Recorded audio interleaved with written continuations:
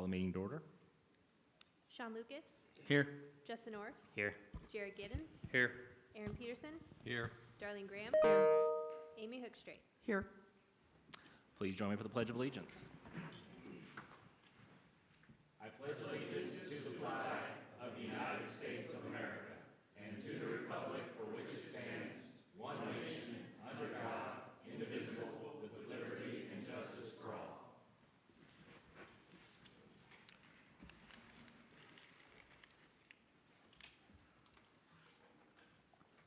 I want to make sure we call out our motions and seconds well tonight so that I can make sure and get them documented correctly. Would anyone like to remove any items from the consent agenda? Nope. Seeing none, I'll accept a motion.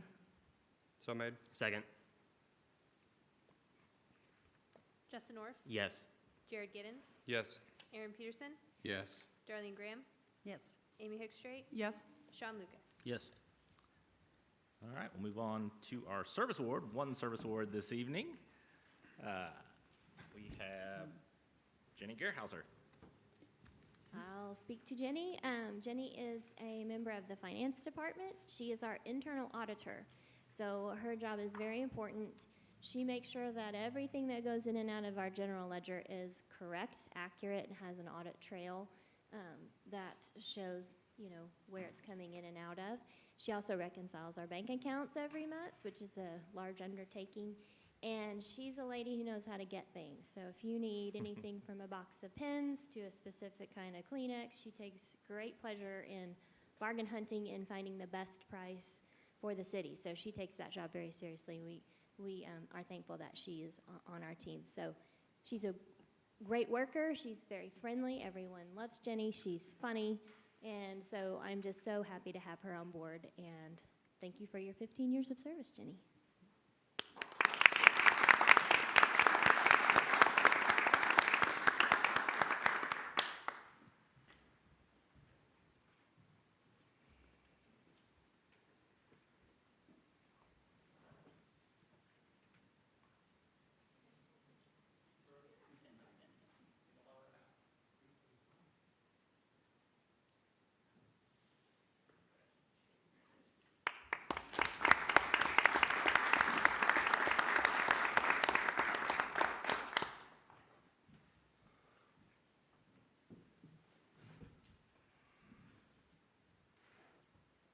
All right, we'll move on to the visitor section.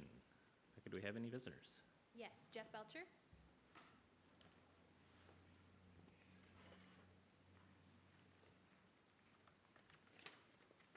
I've been advised to kind of tone it down a little bit and rein it in, so I'm going to give it my best efforts on that endeavor. Did you able to successfully find any recordings of me stating I wished 80-year-old people would die? You said you would do that the last meeting. Did you get your sunshine request filed with the clerk? No, I asked you with your executive powers if you could bypass that, and you said you could. Okay, I think maybe. Misunderstanding. We can try again next meeting. Yep. Also, regarding the same thing, you claimed vehemently in the last meeting that I specifically mentioned seat belts when addressing the council. I think I was incorrect. That think you you mentioned cars, and I mentioned seatbelts as a law pertaining to cars that the city has in place. So there was no mention of seat belts.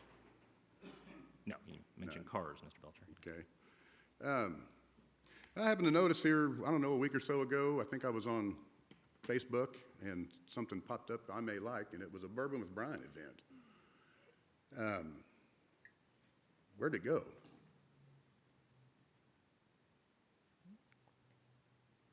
There was comments, there was a post on there was people talking about the cronyism, and looks like a chance for just the good old boys to get together and rub elbows, which at $50 a head, $100 a couple to go sip bourbon with the mayor, that might seem a little steep for some citizens. We just had an equality event, and let's include everybody, but we're going to single people out by putting pretty expensive ticket pricing for a family of two to go. It's a $100 bill. That's a big deal for a lot of folks. Do you feel you're above the support of people that can't afford $100 a couple to go rub elbows with the elite in Nixa? As Mr. Sanders has said in the past, he wanted us to campaign harder, so it's a campaign event. We are also having a campaign event which is free, which will be at the park, and we'll have ice cream, food trucks, things like that at that event, and anyone is welcome to come to that event as well. Okay, well, I apologize. I haven't seen anything on that one. That's my bad. Maybe I'm not the internet sleuth I thought I was. If anyone would like to come to Bourbon with Brian, that is an event Thursday night at the main event center. Tickets are still available. And on that same subject there, I do recall reading that there were going to be silent auctions. What kind of auctions what are we looking at for auction items available to purchase? Bourbon. Bourbon? Yeah. Straight bourbon? Yeah. Fair I'm enough. We probably I'm a already big stretched, fan we- of we've bourbon. already stretched it a little too far. We're not supposed to campaign during the city council meetings, so we'll let those comments go on. Well, and again, that kind of brings up another question I had, and I can't seem to find it no more either. I saw a post that Mr. Orff, my city councilman representative, was your treasurer for this campaign. Is that correct? Yeah, that's correct. And there's no conflict of interest with that, with city council getting involved in a political vote Not throughout at the all. city? No. I didn't find one either in the city of Nix's charter. However, if I could, I did find one in Ozarks, and since we're tied at the hip to Ozark, I'd like to maybe read it, and maybe that would be something that we could look at. As far as prohibitions, campaigning and stuff with city council and the elected officials in our town, it's pretty vague. It says that there can be ordinances made, but it doesn't appear there has been any. So can you give me a second and let me pull, I got 3 minutes here. I can probably get right here. Just to give you an example of what their ordinance reads.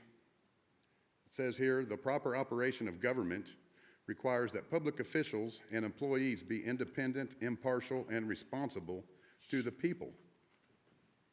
Pretty fair and equitable statement. That government decisions and policy be made in the proper channels of the government structure. That public office not be used for personal gain, and that the public have confidence in the integrity of its government. I would say having a council member running a treasury campaign for a mayor that's getting recalled would definitely be a conflict of interest had we had any kind of ordinances that would pertain to such a thing. I know we find it all real easy to go ahead and feel our powers in jeopardy. We can immediately do something to move an ordinance to change the home charter. So would anybody be willing to offer or sponsor a proposal to maybe look at something on election integrity and say, you know what, if somebody's getting recalled, the rest of us need to keep our hands tied like a lot of the city employees do. They're not allowed to voice their opinions or political bias. I would be curious to know why city council is not under them same guidelines.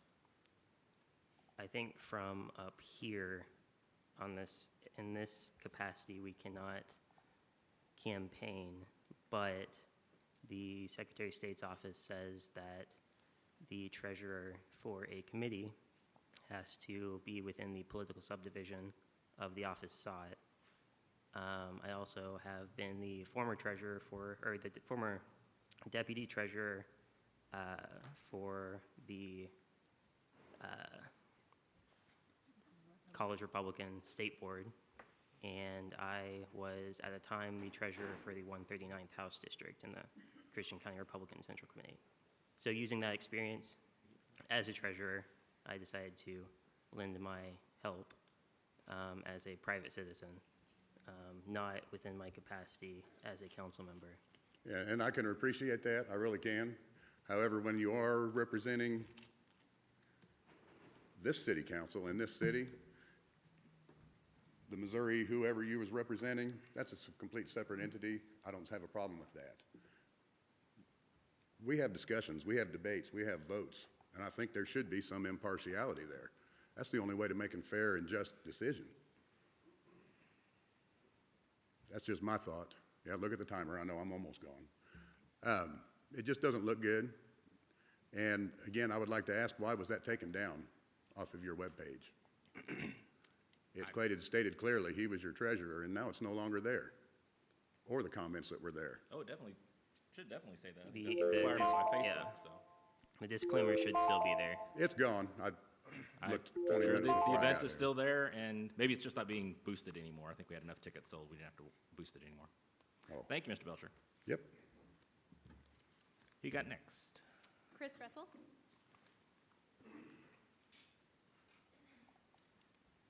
Hi, guys. I am representing the Nixa Chamber tonight. My board of directors sent me an email this week. Actually, it was early, I think it was, might have been late last week. Anyway, addressing some comments that I had overlooked, and they wanted us to address it. And one of them was, they had noticed that some things had been said regarding the survey we did last year. Do you guys remember that? The whole survey on the mask, whether businesses wanted it, the one that we should have never done because it wasn't even, but we didn't know what to do back then. Remember, it was like, oh gosh, what are we gonna do? We're thinking about having a mask mandate. And so that survey that we conducted, and it was done very vaguely. There was no way of telling who was a business owner, who was a citizen, or anything like that. I think we even addressed that to some extent during the presentation. As you know, we had presentation at City Council meeting, and we had a Zoom call that we had with several officials. I think that Chief Campbell was on that, Jimmy Lyles, Andrews was on that with us with Show Me Christian County. Lots of people, and I've been said, the board has heard, and I went back and looked at some of the comments that were made at this forum in the visitor section by some of the members saying that the City Council went against the Nixa Chamber's recommendation of a mask mandate. As you recall, we never recommended a mask mandate. We never not recommended a mask mandate. We gave you data that we had, facts and figures, and really it was kind of vague data at that. It was, I went back and reviewed it. You guys probably still have it in your inbox if you'd like to go back and look at that data from way back when, because it was emailed to all of you through the Nixa Council email group, and you can go back and look at that. But I just want to make sure that everybody knows that the Nixa City, or the City of Nixa did not go against the recommendation of the Nixa Chamber. They did not go against the recommendation of the data. We just gave you the data that we had. It was very vague. And truthfully, if we were to go through that again, Mayor, I would not do a survey like that again. There is just no way that you can really have valid results. And that was so early on in July, and it was, months later that we finally implemented a mask mandate that was issued, and data had changed 10 times. As you even recall, we were even trying back then to do a Nixa Fest, not Sucker Day. We weren't going to call it Sucker Day when it was canceled. We were trying to do something for the community, and things were changing daily, weekly, all the time, because the society just didn't quite know how to handle what we were going through, and we ultimately ended up canceling that as well, just for the safety of the unknown. So anyway, I just wanted to clear that up a little bit on behalf of the Nixa Chamber and specifically our board of directors. They wanted to make sure that we did address that to you guys tonight, that a reminder that we concur that you did not go against the recommendation. There was no recommendation made. It was purely some undocumented, really not very good data that we had. However, there was some results on that I think we did take into account, and I think you guys ultimately maybe referred to that as a decision. I don't know, but it wasn't a recommendation. So any questions on that, or does that pretty much clear that up, I think? I do have a question. Okay.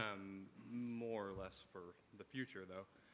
Has there been thoughts, I know you just said you don't like surveys, but been thoughts as far as doing surveys to all the chamber members, business owners, whoever in Nixa, to see kind of how they did through the pandemic, what help they received? Because I know you guys were doing a lot with signage and stuff to bring people in and everything, but kind of maybe to help us get an idea on the plan that kind of we've been talking about for a while, to if something like this ever happens again, what can we do for the business? Councilman Giddens, the best thing that I can go back, and we can try a survey again, the results, we could do something. I get a little nervous about those. However, because so many people, there's we have a 3,000 person database that are members that are, when you look at our chamber database that we have, a lot of those maybe the owner doesn't receive emails. Sometimes it's the person who takes care of the bills in some cases. Sometimes we have 10 people from a business because they all want to be involved in the chamber and they want to be called member reps, right? So we get a wide variety of who's actually on that email. Some of those businesses that we have are not even located in Nixa, right? So a lot of them, we're probably 75% Nixa-based or Nixa area-based, and another 25% that we have are Springfield, Ozark, Clever, Highlandville, the Nixa Area Chamber of Commerce. So that would be a little bit skewed there. One thing that we go back and look at as we look at the end of 2020, and I know that our city administrator, Jimmy, shared these numbers. We shared them at chamber luncheons. We look at that retail sales tax increase that we had during that time. We look at which businesses closed there was no businesses that closed because of COVID per se. There were businesses that were either on their way out or just ready to retire. That happens all the time. We also had an increase last year of 147 new business licenses in the city of Nixa alone, which was a record of all amounts. We added 110 new chamber members that actually joined the chamber during the pandemic. We saw an increase in our revenues through the pandemic. So if I look at anything, I think that we look at what happened last year as a really great testimony to how resilient Nixa has been. Even if we go back to 2008 during the housing crash, we recovered fairly quickly compared to other parts of the country, right? Now, let's not dismiss one fact. COVID-19 is very real. It has impacted so many people, including myself, my personal family, in ways that I'll never get somebody back from it. In addition to that, we had businesses all across this country. Being on national chamber calls, guys, just feel lucky that we were right here in Nixa, because I still have chamber members or chamber professionals across the country that are still not recovered from the pandemic, and they're still in the midst of it. Whatever their situation was, and whatever their state, whatever their city, whatever their environment was, whatever their leaders decided to do, all I can remember is that last year when we finally did have a mask mandate, when it did come about, I remember working with the city, working with the city council, and we structured something that was very, very doable for our community, which allowed us to continue to thrive, and to some extent.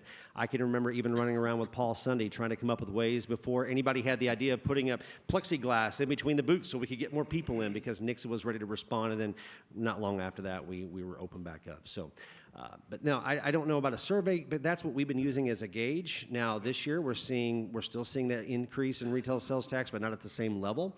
It has kind of calmed down a little bit as people are traveling this year. They are going on trips and vacations, and they are once again moving about the country. So, I mean, did you see Arrowhead Stadium yesterday? I mean, right?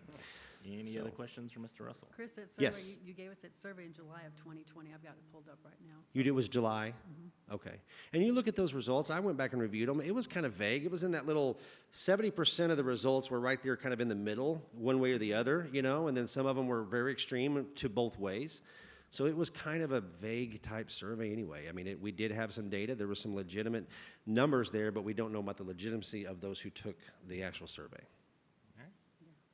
But Thank you, Mr. I Russell. think I filled my board's request, so there you go. Thank you. Yeah, Drew, make sure to stop the timer if a council member asks a question, please. Thank you. Who's next? Ron Sanders. Mr. Sanders.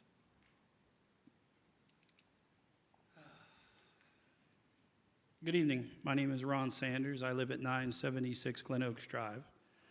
I think we just discovered either a really good reason why limiting people to 5 minutes is not really necessary and not always in our best interest, or we've just discovered that some animals are a little bit more equal than others, and I think that would be left away on your conscience about that 5 minutes. It's kind of offensive to me because the title that I put on my piece of paper is Love and Freedom. And that's what I'm here to talk about tonight, is love and freedom. Chris, I made adjustments just like we talked about, and he was right. He never recommended anything. The data stands on its own, and he presented y'all with data that was used for people to make good decisions. The people of Nixa love our city so much that when push came to shove, everybody focused all of their efforts on doing all of their business as much as possible right here in our city. It had nothing to do with decisions that were made in this chamber or made in the back room of this chamber. It had everything to do with decisions that were made in people's hearts freely, okay, because they love their fellow citizens, they love the city, They love the community that we've created. But you cannot let things threaten that love, and you cannot let things threaten our community. And overbearing government always does that. A government and the people in the government without limiting principles will smother a city, will smother the community. Telling people how high they're allowed to have their grass. If you want to control people's yards, then make it mandatory to have HOAs and let them deal with it as separate entities. But I don't think we need to be micromanaged as people. When I spoke here at the very beginning, my whole speech last July was about trusting your citizens. And I made that very clear that that was my position. If you, as the city government, do not trust your citizens, then the citizens should not look to you guys in any way, manner, or form as a part of our community. I'm sorry to say that, and it may sound harsh, but we have to be very serious about that. There's nothing worse than a loving tyrant that does things for your best good. I think I paraphrased that from C.S. Lewis or something like that. But it's true. If you guys can't trust us to come here and give you wise counsel, how can we trust you to make good, sound, and moral decisions whenever we're not in front of you, whenever we're not reading every single ordinance, when we're not here supervising you, creating a little bit of oversight?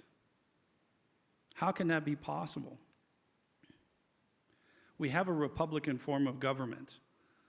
Our Constitution guarantees it. Our state constitution and our U.S. Constitution guarantees a Republican form of government.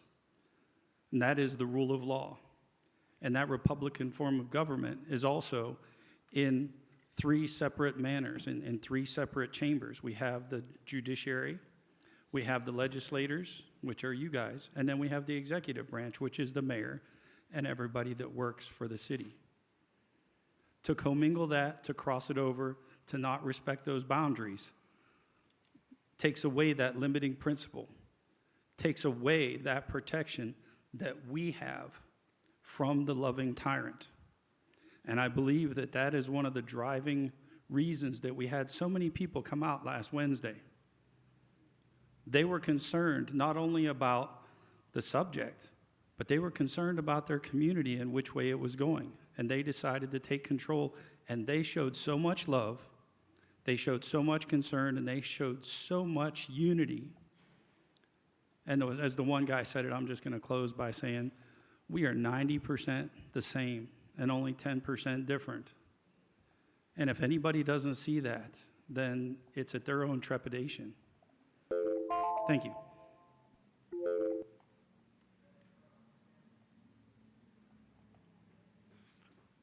Anybody else? As I commented to Drew, if a council member asks you a question, that we do allow for additional time. I think that's in the initial part of it. Anyone else who would like to speak to any other items can do so at this time. All right, close the visitor section. Move on to our presentations. Andrea.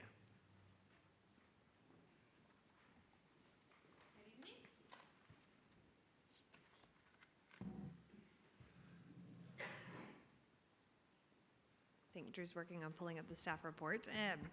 As always, it's great to bring the updates to you all, and just as note, I did let Mr. Lyles know and Mayor Steele and Councilman, I started to say Alderman, but that would be the other city, Councilman Giddens know. So I will be submitting written reports, and my staff and I may be rotating out these responsibilities, and so just wanted you to know if you don't see me next month, that would be why. Under Business Development and Attraction for Project Eli, this is located within the city limits of Nixa. We are working with the owners for this, and we're able to finalize their projections, worked on that pretty solid to meet their goal of an August 30 submission date and timeline. We have since sent in some clarification questions, working alongside their lender and making sure that we can move that forward. Right now that is on timeline, and hopefully we will be working with them and the Chamber of Commerce as well to announce that before the end of the year.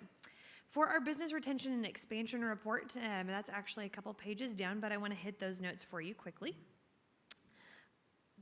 This past month, Mrs. Evans and her team with the Strong Business Council did visit a professional services business between 10 and 15 employees in the city limits of Nixa, and then also partnered with the Chamber of Commerce, and big thanks to Mr. Russell for his assistance with our business walk. And it was actually Mr. Russell's idea to have our first business walk out in Clever, which I thought really spoke volumes to the assistance that we want to provide to all communities within Christian County, and that was a great success.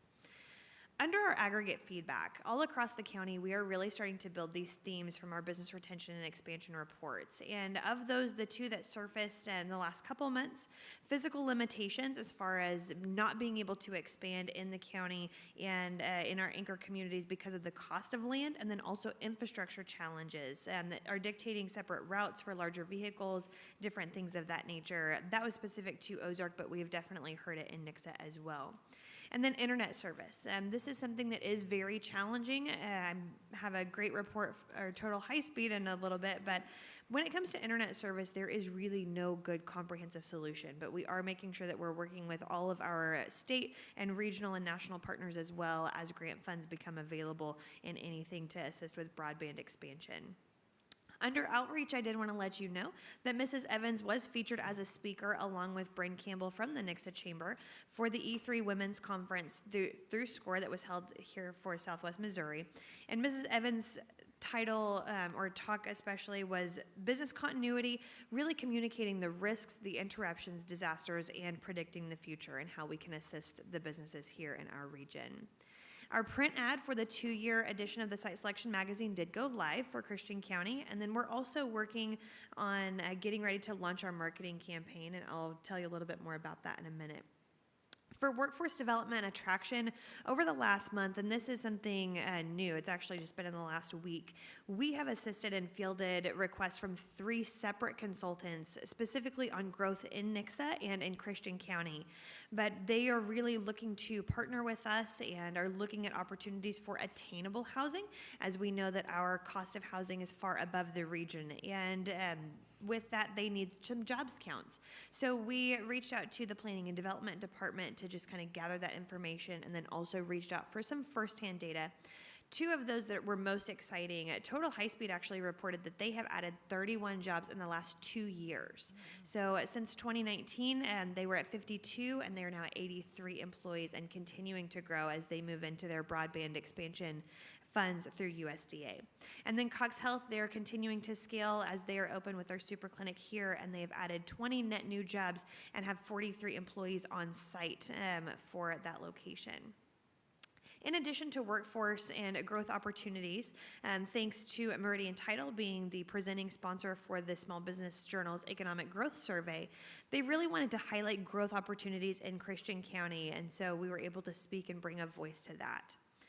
Under regionalism and alignment, we definitely make sure that Christian County is at the table for the Southwest Missouri Council of Governments. And just as a reminder, that is in planning out the comprehensive economic development strategy so that in the future we are eligible for Economic Development Administration grant funds. And without it being in our long-term plan, that really handicaps us in the future. And then the county comp plan as well, speaking voice to all of our communities. We were able to celebrate in conjunction with the Nixa Chamber and the Ozark Chambers of Commerce the 4x4 Brewing groundbreaking in Fremont Hills, and that was wonderful to have everyone there and just coming together to celebrate that. As a reminder, one of the owners has a very deep ties here in Nixa, and so it's great to see local companies being able to expand. Under community and legislative relations, we are fostering right now a very strong relationship with a hospitality developer that is proven in Southwest Missouri. So this is how all of these opportunities start, and just conversations that we want to continue to grow. We provided them lots of information as far as our demographics, our growth patterns, what incentives, traffic counts, and those kinds of things, so that they can really start building their portfolio and opportunities in Nixa specifically.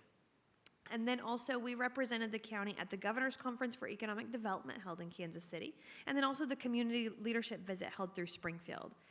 The community leadership visit was very introspective this year, as we typically travel to another state. And as such, the staff with the Springfield Chamber really wanted to make sure that regionalism was a key focus.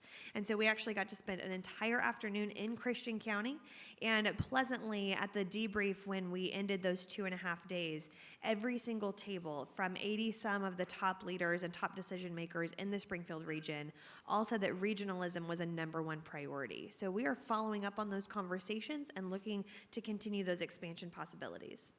And lastly, for me, this is really exciting. It's outside of your report, but our executive committee just approved for us to engage with Vivian Smith for marketing services and external social media and newsletters and things like that. But why that is so exciting, I first met Vivian right here in the halls of the city of Nixa, where she was interning for Drew Douglas as the PIO. And so Vivian actually worked alongside me and did a couple projects as an extension of services when I first launched Show Me Christian County as a single staff person, and she is now a small business owner. So it's wonderful to be able to re-engage. She's familiar with the organization and definitely with Christian County from her time here in Nixa, and we're really looking forward to working with Vivian to magnify the voice of the organization and the work that we do. So those are all the highlights for your community specifically. As always, happy to answer any questions that you may have, and it's always a pleasure to serve. Any questions for Andrew? Thank you very much. My pleasure.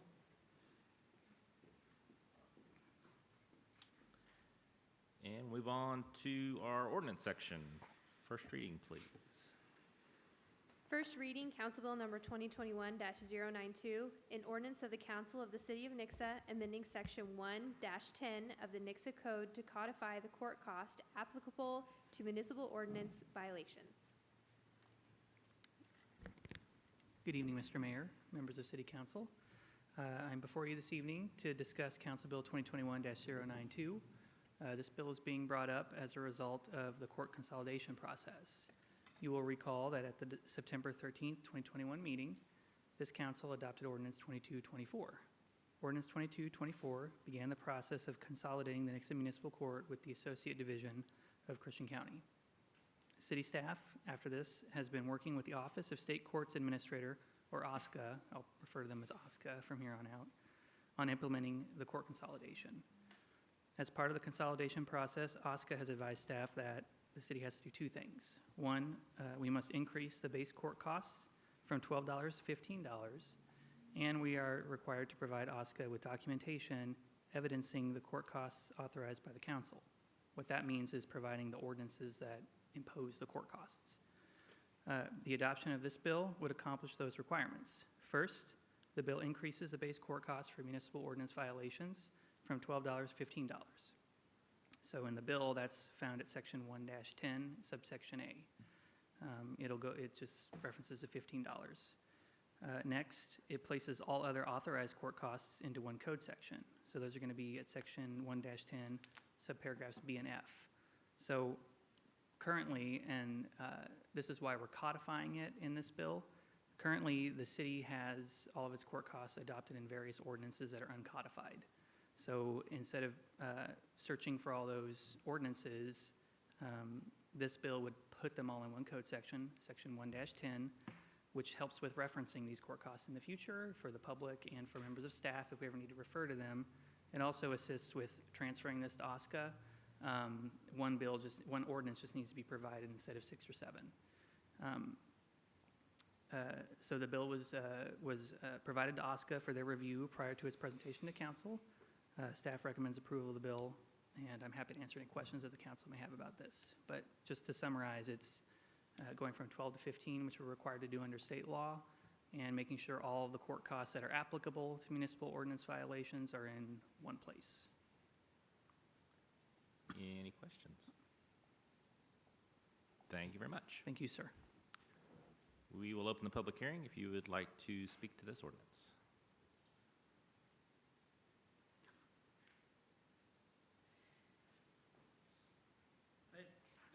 My name's Ron Sanders. I have a few quick questions, because I'm not real clear about it, so there might be other people looking at this and wondering. All of these costs, you have $3 for the police officer training fee, $2 for court costs, something or other, and you go down a little bit further, there's $1 added for the state treasury or something like that. Then the crime victims compensation fund is $7.50, and then another $4. Another $2 after that, another $7 after that. Are these like, I get a ticket in Nixa, and then I pay my fine of $15, and then I have to pay all these other individual court costs? Yeah, those are all, I believe they're all mandated by the state. We may have one that is specific to the Christian County, but I think all of those are, so anywhere you get the ticket, you would have the same fees It applied used to you. be $12, but now it's 15. Right. Or is it 15 plus all of these other It's costs? 15 plus all of those, I believe, right, Mr. Woodley? Yeah, so the court costs, can you hear me on this? The court costs currently are $35.50 total. And Total. that includes fines. The only thing that doesn't apply to are seatbelt violations, which under state law, we're not allowed to assess court costs for. Court costs are designed to defray the costs of the court in administering the case. So for filing the case, it's how courts are funded primarily. So by raising it to 15, we'll go up to $38.50 plus fines if there are any fines that are associated with the offense. And the state has decided to fund those other programs that you mentioned, the victims restitution program, those types of things are also defined by the state to be funded by court costs. Right, So and they're trying to take costs that they're incurring to help victims and pass those on to the people that are being convicted of the crimes. And those are That- authorized by state statute. Yeah, they're all. That's not one that I would be wondering about, but how much of this money stays in here, and how much of it has to be sent back up to the state? I think currently we get the $12, right? And then the county will get the $15 now, and all the rest of it goes up to the state, I believe. Okay. There may be some other fees. I don't think we I'm keep. not sure what the breakdown is, but we can provide that. Okay. for Yeah, So council. if you want we- to get a summary of that for the next Yes. meeting. We pass a $25 ordinance with a $25 fine, somebody's gonna be looking at almost $70 or $80, they're in trouble. And they don't even know it's coming until they go to the court. Okay, that's just my question, thank you. Thank you, Mr. Sanders. And we'll leave the public hearing open. And close the public hearing. Any further discussion? Thank you very much. Move on to the second reading. I know, I'm freezing. Second reading, Council Bill 2021-091, an ordinance of the Council of the City of Nixa, rezoning the real property generally located along the 300 block of South Nicholas Road from an R1 district to an M1 district. Mayor, council, good evening. Quick introduction, since I think it's obvious that I am not Mr. Tyson, who's about this tall. I am the city planner, Scott Godby. I think when Mr. Tyson saw how many things he had on the agenda, he decided to take a week off, so I apologize, you have to hear me quite a bit, ramble quite a bit tonight, so. This is the second reading for the rezone of approximately 7 acres of property. It's currently zoned R1. The owner is requesting it be rezoned to M1, which is light industrial. It is located approximately the 300 block of South Nicholas.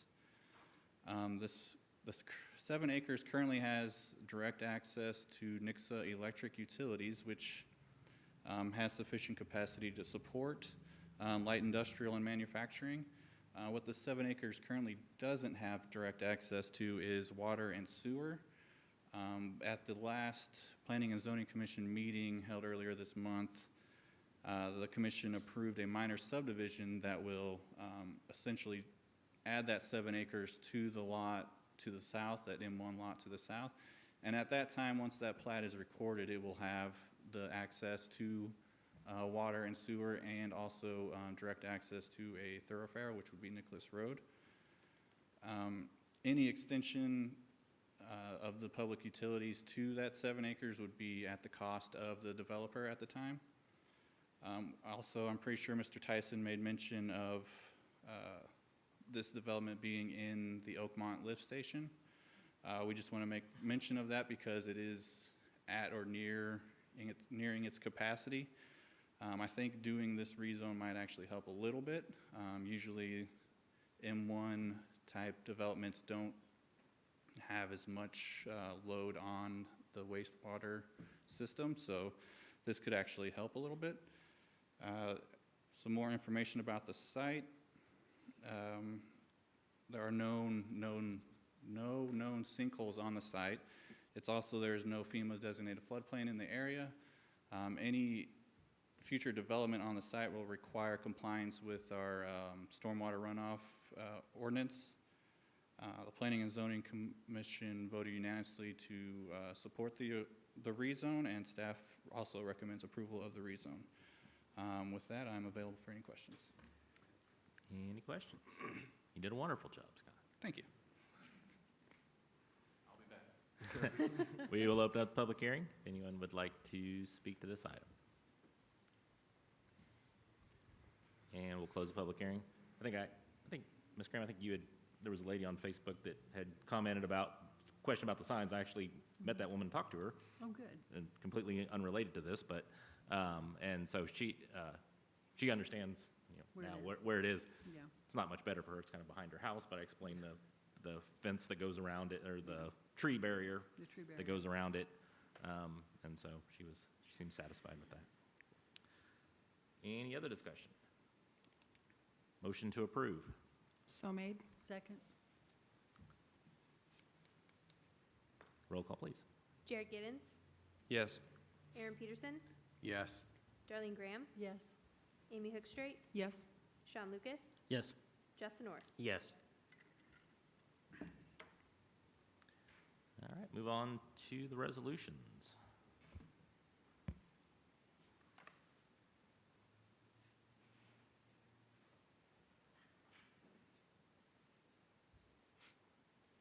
Resolution number 2021-097, a resolution of the Council of the City of Nixa supporting the tax credit application of Ring Property Company LLC to the Missouri Housing Development Commission to support the development of property generally located along the 900 block of South Gregg Road. Mayor, council, good evening. Typically around this time of year, we receive a couple of requests for support from the city for developers that are proposing new multifamily developments. They will be applying for low-income housing tax credits from the Missouri Housing Development Commission. As part of the application process, having a letter or resolution of support from the city is always helpful. This particular developer has chose a 5.9 acre site located along the 900 block of South Gregg, directly across from Scenic Hills Drive. This site is part of the undeveloped subdivision Oakhurst. Let me rephrase that, undeveloped Oakhurst subdivision.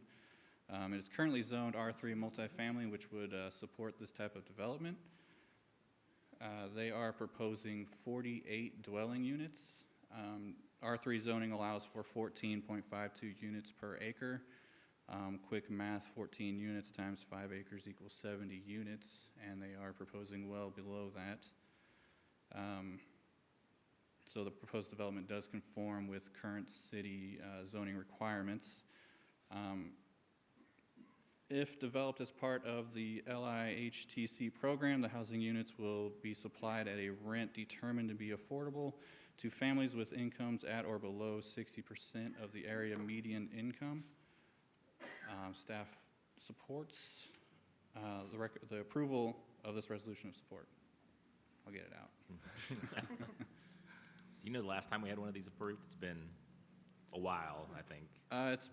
We just had one completed about a year and a half, 2 years ago. It was the Nicholas Court Apartments on Nicholas Road. Okay, They ended up being pretty nice, and I think they filled up immediately after we issued the certificate of occupancy. That was the last one that this area has been awarded, or excuse me, the Nixa City has been awarded.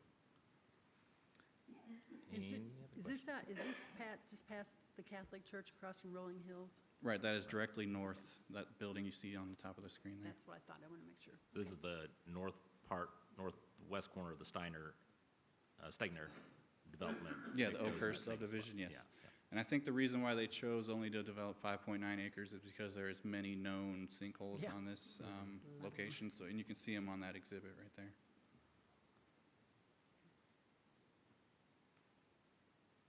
Any other questions? Nope. Thanks, Scott. We will open up the public hearing if you would like to speak to this item. And we will close the public hearing. Any further discussion? Need a motion to approve? So made. Second. All in favor? Aye. Opposed? Thank you very much. And next one, Scott.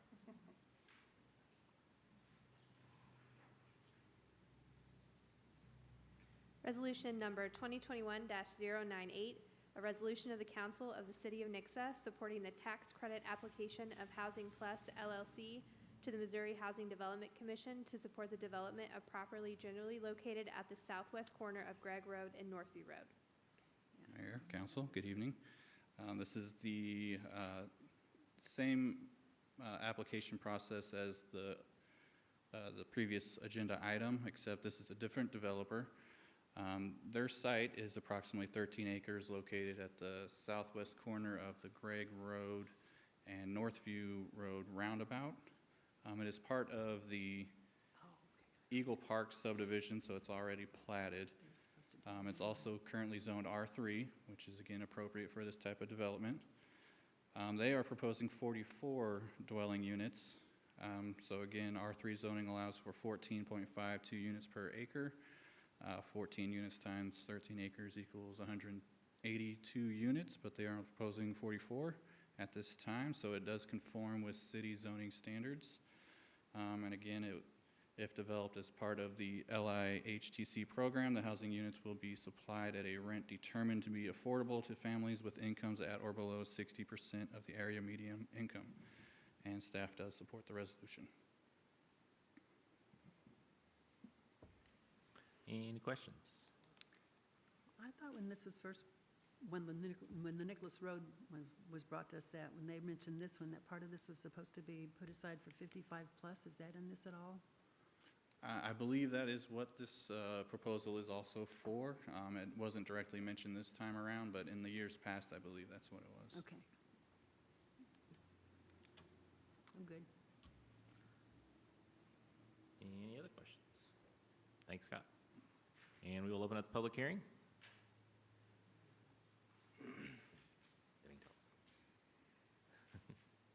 Hello, I'm Becky Selly. Most of you probably have seen me here before, putting this application in front of you guys. To clarify, it is actually family, not senior. We do have 13 acres there. We actually already own this land. We bought it a number of years ago and have submitted this application a couple of times. The part that we're submitting for application right now is for 2 and 3 bedroom family units. The bottom side of that, I don't know if you can move the map up a little bit, but the south section of that would be phase 2, which would be senior. Okay. Phase 1, though, is family. And so I'm a Nixa, I've lived here for 21 years, and so this is near and dear to my heart to try and get this one approved, but I wanted to be here in case anybody had any questions about the development specifically that I could answer. Any questions? Thank you for clarifying that. And I just remembered that when they first talked about that some of that was supposed to be for 55 plus, and I just wanted to make It sure it was is. on there. Okay. Yeah, and we would like to do both. We have huge waiting lists for senior properties, but in Nixa specifically, there's a huge family growth, of course, and huge rent differential for families. When we were building our house, we rented a house over just west of the X Center while we were waiting our house to be built. We paid $1,500 a month for a 3-bedroom, 2-bath house to rent So a family that's living on, $30,000 a year, that's just not doable. So we're really excited to start with the family part and then hopefully have the senior in a couple of years. Darlene thought there might be a playground in the middle for the seniors. No, there was a playground there, but I Our just. senior I didn't development's notice it, I didn't notice it either. They talked about low income, they talked about specifically about some 55 plus on there, Yep. but I see the playground too, and That's definitely what it was. hey, in we the like past. those things too. My So- senior developments actually do ask for playgrounds because they want it for their grandkids. Kids, that makes sense, Exactly right? They are very popular, actually. Any other questions? No. Thank you, Becky. And we will leave the public hearing open. Close the public hearing. Any further discussion? For the new members, we pretty much just always let these go and then see, some of them get built, some of them don't. We just have to wait for the state to decide which ones get approved. All right, make a motion to approve. So made. Second. All in favor? Aye. Opposed? Thank you. And move on to the next one. Resolution number 2021-099, a resolution of the Council of the City of Nixa accepting the bid of BBC Electrical Services Incorporated for the construction of certain electric pole foundation and authorizing the city administrator to execute a contract for the same. Mayor and council, this is part of the project for the East Mount Vernon Road, State Highway 14 widening project. Down there where it looks really terrible, where everything's tore up from the water line. We actually need to relocate the electric as well. This particular part of the project includes the installation of a large foundation. And basically, it's for one of the larger steel poles. The steel pole and this foundation is necessary because there's a little deflection in that line. They're heavy lines. There's no room to put guy wires down. And so, but pole manufacturers don't do foundations, they just do the poles. And we were able to get the pole, with the other, ordered it with the other poles. We had to have this specially designed. It's a pretty large foundation. It's 6 foot in diameter and it's 34 feet deep, 30-some feet deep. So you'd think the pole wouldn't be that tall, but it actually is. In any event, we did get 3 bids. Well, we received 1 no bid and then 2 actual bids. BBC contractors submitted a bid for $73,800. The high bid was $148,050. As you know, BBC has done a lot of successful projects with us. They're actually working on this project, assisting us with it. The passage of this resolution authorizes the city administrator to award the bid and sign the contract.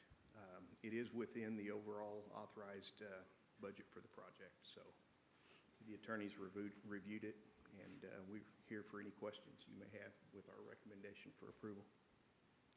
Any questions? Thank you, Doug. And we'll open up the public hearing. Close the public hearing. Any further discussion? Motion to approve.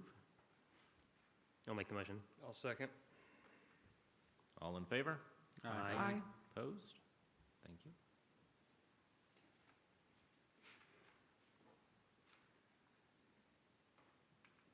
Here we go. Resolution number 2021-0910, a resolution of the Council of the City of Nixa authorizing the sale or distribution of alcohol on city property and authorizing a multi-day event for the proposed Creepin' at the Crossroads special event. Mayor, council, good evening. The Nixa Downtown Revitalization Committee has submitted a special events permit for their annual community-wide Halloween celebration known as Creepin' at the Crossroads. It's to be held downtown on October 30th from 4 to 10 p.m. The event is planned to involve the sale and consumption of alcohol on city-owned property. It's proposed to be set up similar to previous years as well as the Sucker Day events.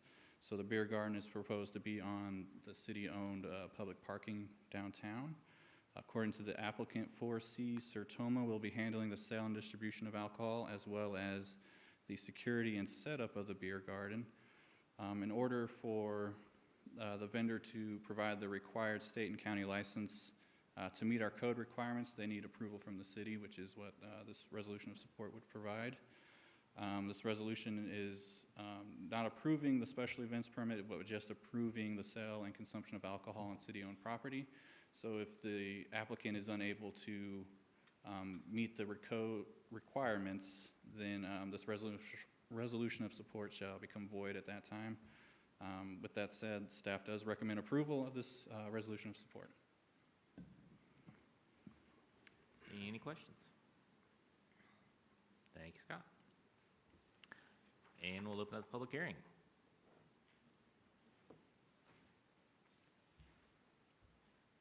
Mark Anderson, just here for any questions. Any questions Okay. for Mr. Anderson? Thank you, Mr. Anderson. We will leave open the public hearing.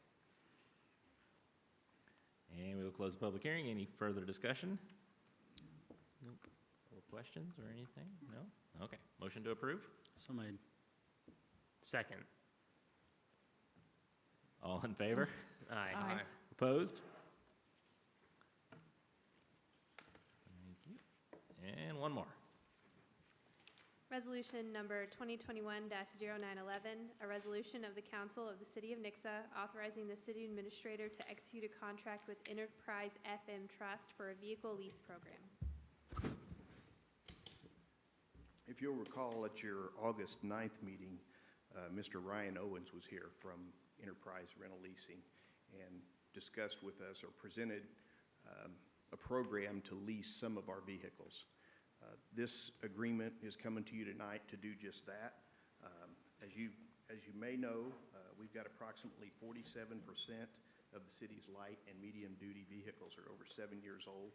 That doesn't sound like real old, but with the higher fuel cost, maintenance cost, and repair cost, utilizing the lease program will allow us to replace these aging vehicles and put them on a faster turnaround to lower those costs and to capture more on the resale value on the back end. The current plan is to start the project in 2022 for a portion of police and public works vehicles. The program can then be expanded each year until the applicable vehicles, are on the lease program. The way these are set up, we've analyzed each of our vehicles. So at Public Works, we have 28 or 29 of these vehicles on this lease. And in this first year, we would do 11 of those vehicles. And we'll break that out to where each year we'll do until, up to 4 years out. And then it will be on a rotation, provided this is successful and we keep moving forward. We can always pull out at any time we want. There's no penalty for early withdrawal. We would just buy out the vehicles and move on. So,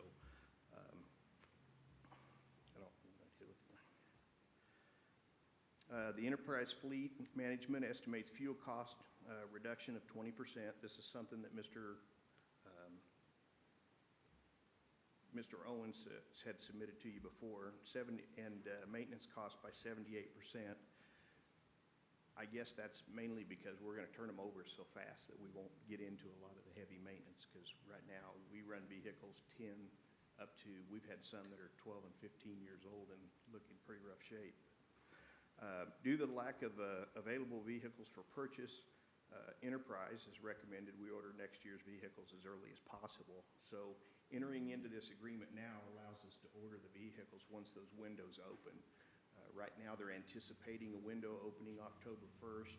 I think Ford's window's closed right now, so it could be at any point they'll pop up, and the window may be open 30 days and it may be open 9 days. And that's the way I understand it anyway. So, of course, delivery times are all over the map. The ones we're looking at for 2022 would be 11 of the public works vehicles for approximately $83,000. The police department will have 12 vehicles, and that's estimated at around $212,000. Let me explain to you how that works. Because there's such a variance there, it's not that the vehicles are that much more expensive, it's the add-on equipment. Yeah. Because we'll actually receive these with the add-on equipment, And once you go over a certain dollar amount with the add-on equipment, you pay for it all up front in the first year. So next year, the 12 vehicles for the police department would drop considerably, probably closer to the $80,000 mark. I know in Public Works, ours will drop to around $73,000 for those vehicles.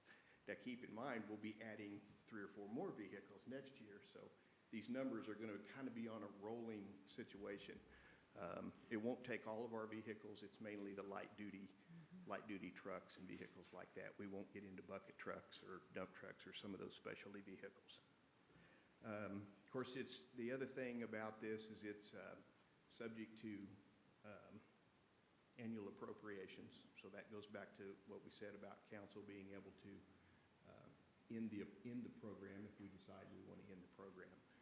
It would, whether it be without the funding, or we could reduce the program in any way we wanted to do it. So, but it is staff's recommendation to pass this resolution authorizing the city administrator to enter into this lease. I'll answer as many questions as I possibly can. Any questions? Do we have to expend any funds this year with, like, through a budget amendment, or? No, sir.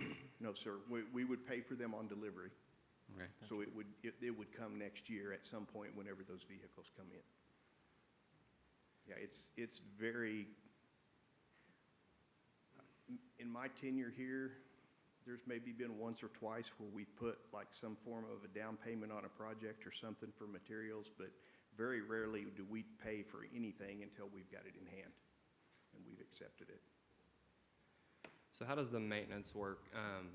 So right now, I mean, I know especially the PD, there's like a couple guys that if something happens with one of the cars, they pretty much work on it and fix it. So say one of these breaks down, what's the process that we'll have to go through? Will we be without that vehicle because we have to follow a certain process, take it to a certain place and do all that? Or will it be just as quick as what? I'm gonna say no. I'm gonna say it's gonna be as quick as we do now. Okay. Now, and the reason I say that is through our discussions with Mr. Owens, they pretty well partner with all of the qualified mechanics in the area. So you keep it local, keep everything local here, and as much as we can. So we would utilize, if there's warranty services, they would schedule that for us, of course, but we'll do the typical oil changes and those types of things. However, when you get into some maintenance or some repair, we would schedule that through our fleet department, just like we always do. It would go out, be repaired, and then come back. So it sounds very fluid to me, almost too easy. So do these prices include the maintenance, or non-routine maintenance? So we're like covered like insurance on it as well? Oh, no, we'll still have insurance.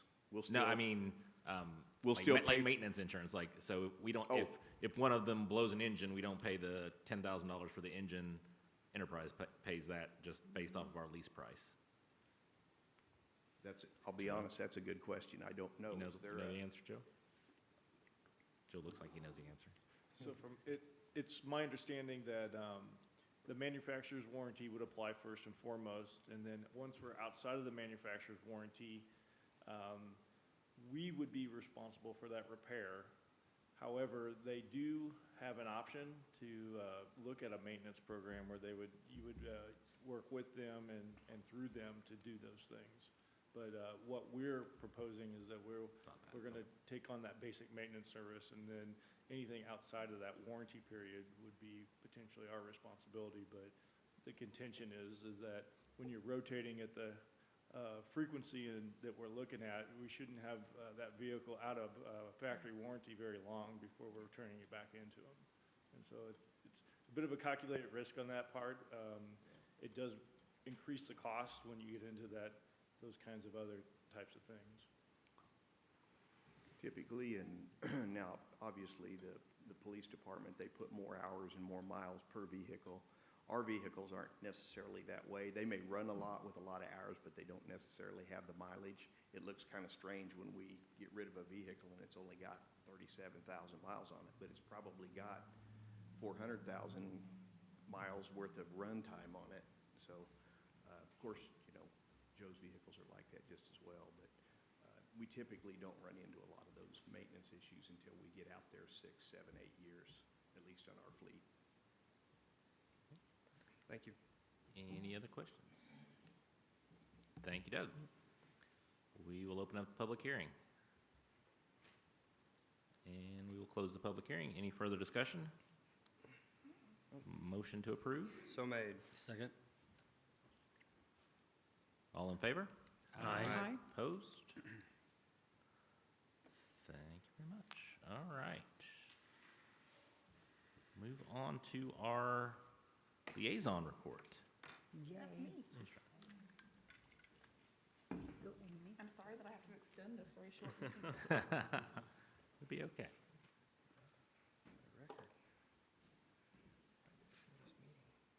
In a while. Well, the one the other day. That one doesn't count. No. She got you handing out flyers. Nice. I like it. Did you clean it first? It's got a sanitizer right there.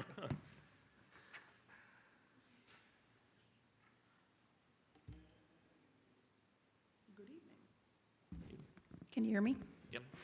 I want to preface this by saying I want to thank Matt for the time he spent with me talking about the Parks Department and putting together the presentation. I really enjoyed myself, and so it was a pleasure to do this.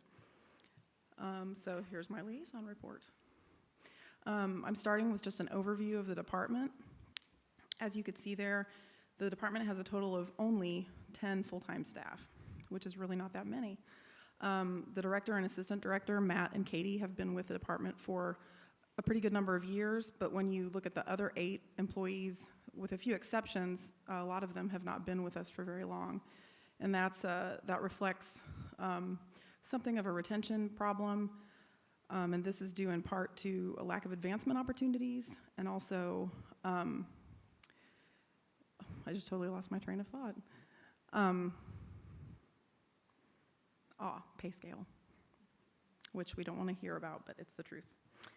And there's always several part-time positions that are budgeted for, but those are kind of notoriously hard to fill. Sometimes a position will be open for just months with no applicants. I took a look at the city website just the other day, and there's several part-time temporary positions right now open for like basketball game workers, fitness instructors, personal trainer, building and ground maintenance workers. So, and that's pretty much an ongoing issue. And here in the pictures, you can see some of our delightful staff. Then going on to the parks and facilities that we have, of course, the main park in Nixa is Macaulay Park, which is a 40-acre park. It includes a playground, a pavilion, 3 soccer fields. There's the 18-hole Frisbee golf course and about a half-mile walking trail. And then adjacent to that park is the X Center and the pool. The X Center consists of a gymnasium, just one gymnasium, meeting rooms, cafe, fitness facilities, locker rooms, and then there's the indoor walking track, which is a really nice feature I think that we have. I think we have a pretty nice pool as well. It's got 0 depth entry, slides, diving board, just different features that are good for people of all ages to enjoy. And then the other park we have is Rotary Park, which is our smaller park, but there's a lot packed into that, 10 acres actually. There's 2 playgrounds at Rotary. There's also a pavilion. There's 2 tennis courts, 3 baseball fields, a sand volleyball court, which is cool, and the Xeriscape garden. And then probably the least known park we have is the Gardens at Woodfield, which is our little 6-acre park, which primarily consists of garden and also has an additional half-mile paved path. The next exciting thing that's on the horizon is our dog park, which is going to be opening very soon, and I'll talk about that more in a moment. And then further on the horizon is the O Family Century Farm Park, which is 2 gigantic parcels of land that have been gifted to the city to hopefully in the years to come be developed into really the sky's the limit. But I'll talk more about that as well. This is an informational flyer that the Parks Department has come up with, and that's what was handed out to all of you. I thought it would be a good idea to include this because I think this just gives a really good snapshot of some of the statistics to go with our programs And so all these statistics are for the year, this year, from January to pretty much the beginning of September. And I believe that especially when you take into account the effect that COVID has had on everything, these numbers are really impressive. And they just go to show that the people of Nixa really do use our parks program and our facilities. And the numbers that jump out at me the most up there are the fact that there's been over 1,000 volunteer hours in the parks, almost 5,000 volunteer hours in the sports program, almost 300 volunteer coaches in the sports program, and then 70,000 tracked visits to the X Center year to date, and that's just tracked, so that's not taking into account things that can't be tracked, like spectators showing up for games. And then in the bottom right-hand corner on the kite is the list of events that the Parks Department puts on. And I think for a city the size of Nixa and a Parks Department with 10 full-time staff, that's an impressive list. Starting in like February with the father-daughter dance, and there's just things all throughout the year, all the way to the Christmas parade. So I think it's pretty wonderful that we have all these events happening. And while I'm talking about events, I wanted to highlight a couple upcoming events that are happening in the next month. The first is the Academy Sports 20% off shopping weekend, which is October 15 to 17. And then the Spooktacular will be on October 29th at the X Center. This is just an overview of program offerings. I'm not going to read them all off, but this just shows you that there is a wide variety of sports programs offered for youth. And then there's the enrichment, such as the kids' camps that are offered when school's not in session. I didn't even realize we had youth archery, martial arts. We have adult dance classes. We're introducing cheerleading next year, which is cool. And then there's everything that goes along with the pool, lessons and swim team and pool parties. There's a wide variety of exercise classes offered, in addition to personal training, yoga, there's the walking track, and the X Center also has childcare that's available during classes and facility use. And then all the events, which I didn't list again because they were just on the previous slide. And because that slide was so text heavy, I just wanted to add one after it with pictures showing people of Nixa using our facilities and our programs. So that's pretty explanatory. I like the picture from the dance. I think that's pretty cool.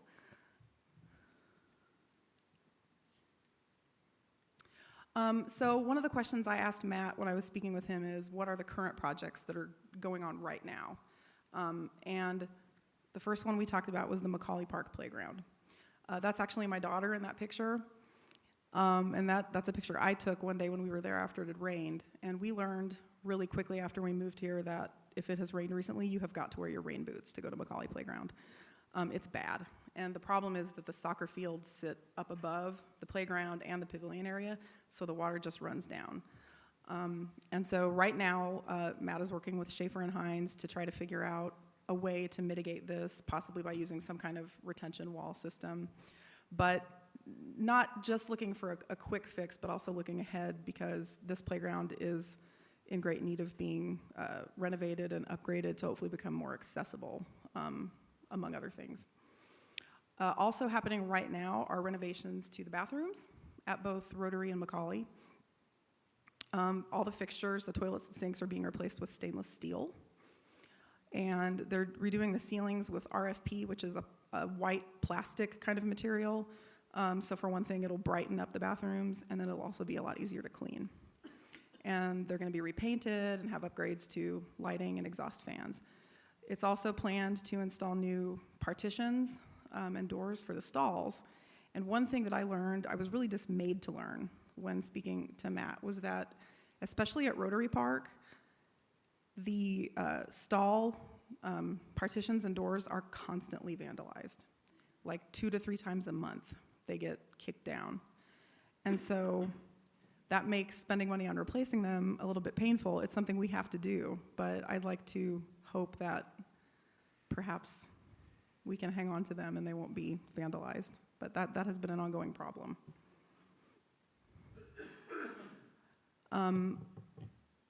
The big current project that probably most people are aware of and a lot of people are excited about is the dog park. The main thing that we were waiting on was the fencing, and that's complete now. There's still some sidewalk to be completed, and signs, and they're working on getting the registration process all ironed out. And Matt is looking at getting a sort of a prefab drop-in bathroom that would just be dropped onto the property and, of course, hooked up. And I'm even going to talk more about the dog park on the next slide, so I won't go into that too much here. The other thing happening right now is some repairs to the X-Center roof. There are some portions that are flat, particularly in the front of the building and kind of over the meeting room area. And they have moisture that has penetrated the top layers, but it's not leaking yet. So the idea is to kind of nip this in the bud and repair it before it becomes a worse problem. And then that's going to extend the life of the roof by 10 to 12 years, hopefully, and save us some money that way.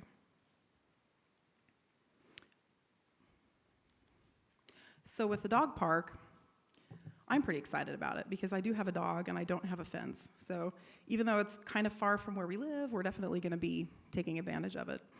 It's about 3.5 acres, and I thought it was kind of neat to learn that it has almost 2,000 linear feet of fence. There will be separately fenced large and small dog areas, and I think the break-off point is going to be like 25 pounds. Is that right? About 25 pounds. One thing that I'm really excited about is that on the west side of the property, because that side does butt up to residential area, we're going to be putting in a privacy fence. And so Matt, what he'd like to see happen with it is to turn it into a mural or even like a living kind of art thing that could even change over time. So this is, of course, a fabulous opportunity for the city to partner with the Nixa Arts Council. So I'm excited to see what we could come up with for that. There's going to be picnic tables and benches installed that are made of recycled tires, which I think is pretty neat. I had a couple other things about it here. Oh, one feature that I learned about, that this is one of those things you don't really think about, is that the inner corners of the fences are actually, they're not corners, they're actually rounded. And that is to try to discourage, a dog from being able to kind of pin another dog in a corner and trap it. So I think that's really a neat thing to take into consideration. There also will be little trash stations with poop bags for people to use. And there's going to be a gated double entry system, which again I think is a really nice feature for us to have, just to ensure that security when dogs are being taken in or taken out of the park, just to keep the dogs safe and hopefully discourage any escapees. Two other things are that there's a Girl Scout troop that either has already planted, did you say 6 trees? 6 trees, 6 additional trees. There are already some trees on the property, but they've planted more for us, so that'll be nice when they grow up and give more shade.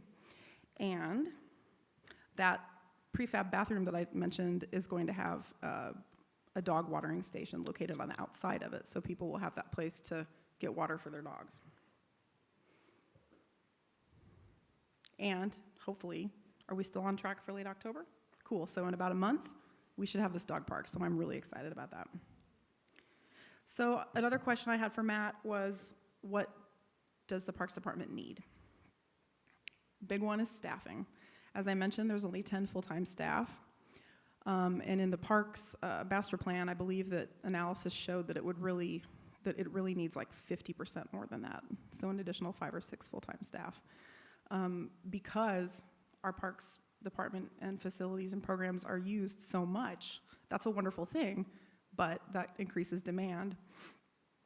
And it's only going to continue to go up as our population grows. So, and specifically in the maintenance and administrative areas, we need more staff.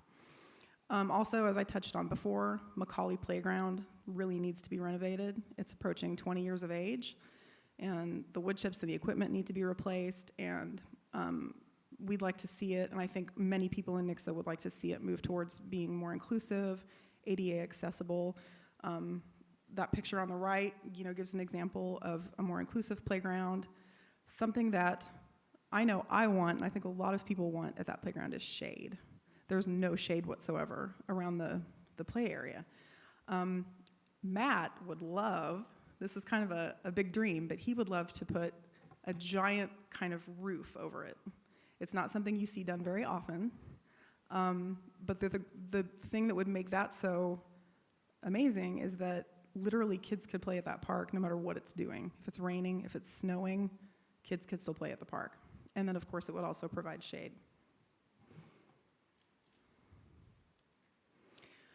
Another huge need we have is more gymnasium space. We have one gymnasium, and that's not really cutting it. It is constantly in use, so therefore it's virtually impossible to add any more programming. Same thing goes for baseball fields. They're just constantly in use. They're maxed out. So if we had more fields, we could again provide more opportunities and more programs. Something that I think the people of Nixa would agree that we all want to see is a lot more trails and connectivity. We only have the 2 half-mile trails in the parks, and they're just sort of self-contained. They don't really connect to anything. So I think we'd all like to see a lot more connectivity and trails for foot and bike traffic. So talking about the most requested items from the people of Nixa, I'm not going to read that whole list, but you can look up there and see these are items that are frequently requested. Some of them mirror what Matt said that the Parks Department needs. But then in addition, one that's near and dear to my heart is a splash pad. I would really love to see a splash pad in Nixa. And everyone wants the inclusive playground. I know a lot of people for a long time have been talking about wanting a skate park, and that was brought up at the Lee event as something that would be a really good outlet for our teenage population. And then one more I'll mention is pickleball, because I really love pickleball. If you haven't heard of it, look it up. It's really cool. It's growing exponentially in this country right now, like freakishly. And here in Nixa, the 2 tennis courts at Rotary Park do have pickleball lines painted, and they're nice. We play on them. It's not completely ideal because there is a difference in net height between tennis and pickleball. So it'd be nice to have some dedicated courts. Bocce ball didn't make the list, Matt. I guess not. I had the I idea guess for not. bocce ball once, too. Yeah. We got bocce ball in the backyard, all right? So then looking ahead more into the future is this Family Century Farm Park.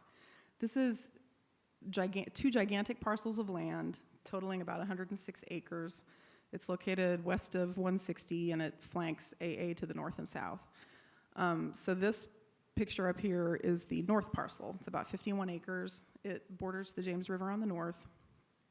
It has a lot of geographical features like hills and forest and creeks. And it does have, and you see in the pictures there, that historic house and barn that are from about the 30s, 40s, 50s. And it's part of our agreement to keep those and restore them. And one really cool idea for the barn would be to turn it into some kind of event center. So there's just all kinds of potential there. Then you've got your south parcel, which is even larger, located south of AA. And it's got rolling hills, but it also has a lot more flat, open space, so that would lend itself well to your recreation spaces, fields, things like that. So between the 2 parcels of land, when I think about the potential for this, I mean, it's literally the sky's the limit. There's so much we could do. And I know there will be a period of public input to find out what the public would like to do, but we could have anything we wanted. I mean, I'd love to see an amazing artistic playground structure such as the ones at the Gathering Place in Tulsa. If you aren't familiar with that, look it up. It's amazing.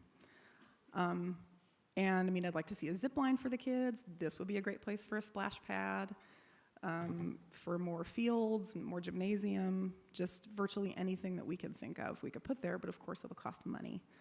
So my hope for this is that as we move into the years ahead and start to develop this, that the people of Nixa who love our parks department so much and love the programs will see the value here and will decide that it's worth investing in making this as fantastic as it could be, because then this is something that we'll have forever. And then the last question that I asked Matt for this presentation was, Matt, what makes our parks department stand out? What makes it so great in the area? So one thing that popped into his head was our special events. As I mentioned before, we have a lot of special events for a town this size. And up there, you can just see attendance numbers for some of them, which I think are pretty impressive. And then he talked about the staff, and especially given how pretty much chronically understaffed our Parks Department is, they do an amazing job with everything that they provide. You may not realize that the Parks Department, well, you guys probably realize, but others may not realize, the Parks Department takes care of its own marketing and communications. The city doesn't do that, even though it is a part of the city. It kind of stands alone in that area. It has its own separate website that it takes care of and maintains. So I think they're doing an absolutely amazing job. The Parks Master Plan, which was developed last year, is something Matt's really proud of as well, because it provides the opportunity for the department to define its role and show the value that it does provide to Nixa while looking ahead at how it can grow and improve further. So it's a pretty thick document. I do believe that probably is available for anyone who wants to view it, yeah. So if you're interested in seeing the Parks Master Plan, just contact Matt Krause. It's on the website. You don't even have to contact Matt Krause. And then also, he's proud of the X Center. The X Center is a great facility that we have. Arguably, I believe we've probably outgrown it at this point, given its single gymnasium, but nonetheless, it provides so many programs. And even in the time of COVID, it's just still seen great attendance and great growth, tens of thousands of miles walked and run. I think it's pretty amazing that there's over 1,000 participants each month in the exercise classes. And again, that statistic of over 70,000 tracked visits just this year so far. And last, but most, the biggest thing is the people. More than any other city department, the Parks Department would not exist really at all if it were not for the people using it and participating in it. And hopefully, what you've noticed through this presentation and with the numbers I've given is that it's being really, really well used. So the reason it's so successful is because of all the people who participate, by the memberships, volunteer, coach, etc. And so I said Nixa's hometown pride and involved citizens are the keys to our vibrancy and growth. And so thank you to the people of Nixa for making our Parks Department so wonderful and robust and for using it. And that's all. And do you have any questions? Any questions?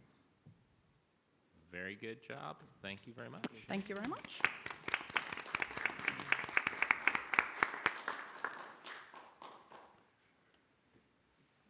You have a dog hose-off station at your dog park? Because once it's a little muddy, that's where my dog usually needs to end up after the dog park. Yeah. Yeah, they got one. Yeah, future upgrade. Yeah, a little upgrade. Yep, sounds good. All right, anything else from staff? Yes, Mayor, I wanted to bring up a situation that we've been working towards completing right-of-way acquisition for the new sidewalk along Old Wilderness. We have a number of citizens that own property along there that aren't interested in having that. And we've come about this when we've visited with them about getting some right-of-way and temporary easement to actually construct it. Myself and I believe several of you have been contacted either by letter, and I think, Amy, you've actually spoke to Mrs. Briggs. I spoke to her on the phone. She and several of her neighbors, I think about 5 or 6 of them, would prefer that we not put the sidewalk in. And it's a CIP project that we've been working on for this year. We haven't built anything yet, obviously. We've done some design, and we've acquired right-of-ways from maybe 3 people. I think the right-of-way we're looking for is only about a foot wide, but we need a considerable amount of construction temporary easement. But they're not wanting the foot traffic. There's a number of things I've heard for reasons to not have that there. And I just wanted to bring it to your attention at this point.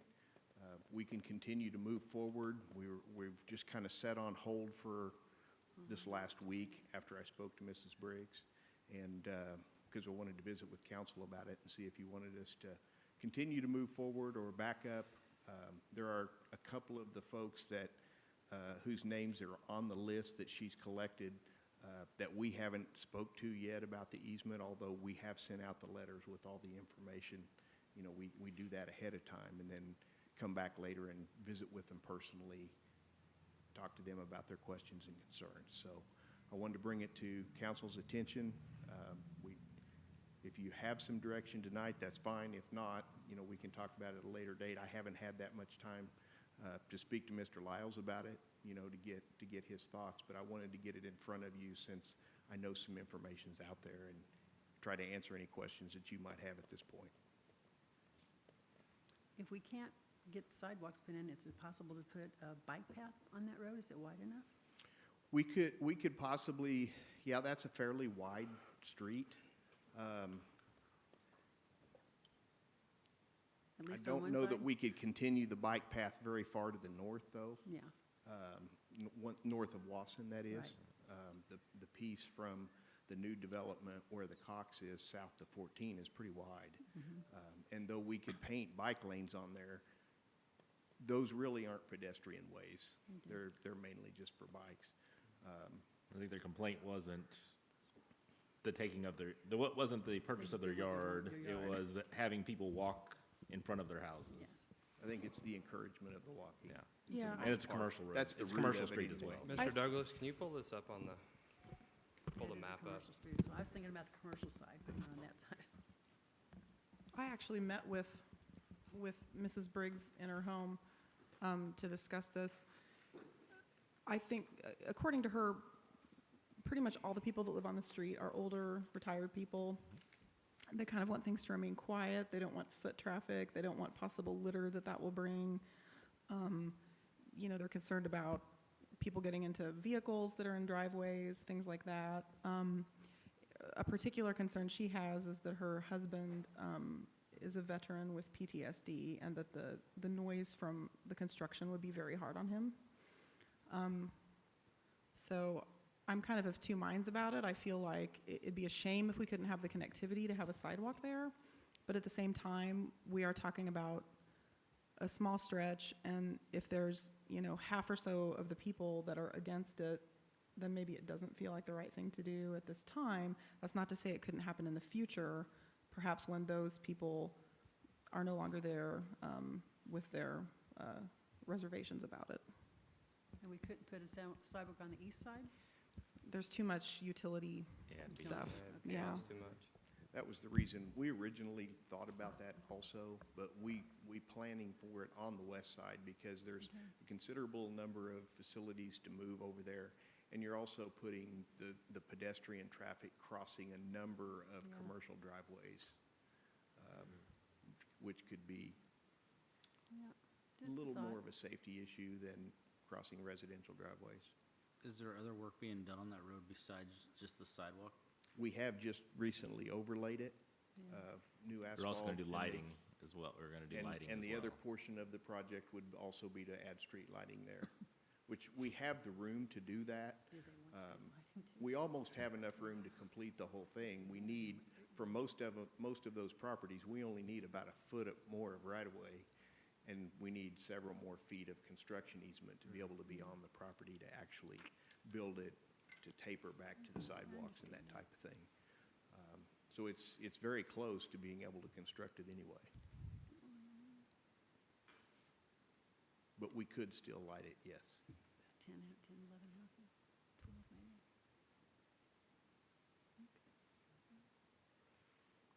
Why don't y'all consider it, get back with Jimmy and I, and let us know your thoughts.